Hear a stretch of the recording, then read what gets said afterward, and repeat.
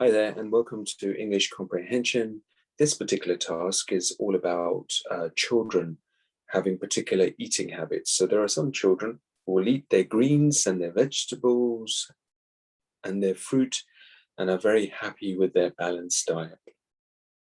But there are other children who are very picky and they will not eat their vegetables, and they're very fussy about what they eat. At the same time, it's very important to develop good eating habits, early on in life, and good eating habits will then transcend into a more healthier lifestyle later on, and will prevent, hopefully, high blood pressure and heart disease in people when they're especially older and in middle age.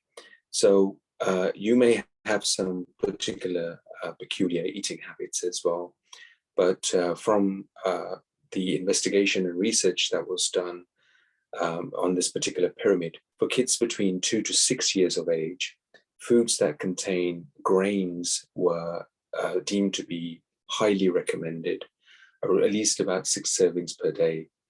And also vegetable servings per day. There should be 3 servings of vegetables per day for children aged between 2 and 6, and also 2 servings of fruit per day. So this particular task here gives you more information on the different types of diets and recommended foods for young people, especially to avoid some of the harms that come into life later on.